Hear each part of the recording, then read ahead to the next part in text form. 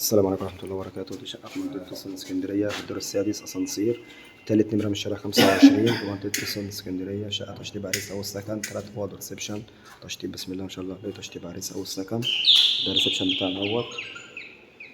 شقة خاصة كهرباء ومية والغاز موجود في العمارة على التوصيل. ده كده عندنا طريقة توزيع. وده مطبخ أمريكان اهوت. مطبخ بسم الله ما شاء الله عليه، يشيل كل الأجهزة مرتاحة، تلاجة والبوتاجاز وغسالة. مطبخ اهوت مرتاحة جدا. شقة بسم الله ما شاء الله عليها، تشطيبها روعة جدا. ربنا يبارك لصاحب النصيب إن شاء الله. ده الريسبشن بتاعنا اهوت. دي كده عندنا أول أوضة على الشارع. أوضة 3 في 4 اهيت. دي شباك على الشارع، علامتين، كل الشقة كلها علامتين. بلكونة اهيت.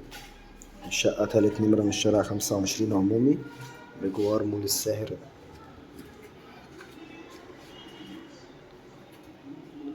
شايفين كده الشقة اهيت، حاجة بسم الله ما شاء الله عليها.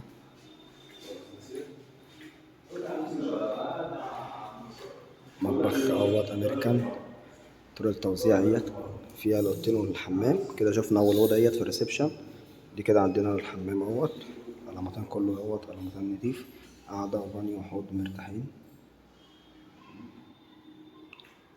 حمام ما شاء الله. دي كده عندنا اهيت تاني غرفة اهيت. الأوض كلها بسم الله ما شاء الله عليها، أوض مرتاحة. دي 4 في 3 اهيت. شباك خاص.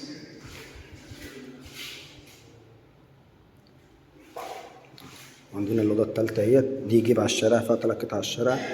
دي أوضة نوم مرتاحة جدا، 4.5 في 3 اهيت.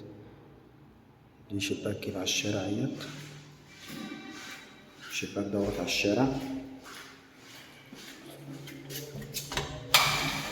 احنا شايفين اهوت على الشارع. كده 3 قطع على الشارع. شقة دور سادس أسانسير، 3 أوض وريسبشن. مساحتها 115 متر. البرج 14 دور. المدخل وحارس، اتحاد ملاك، صلصة ملكية وحصة في الأرض.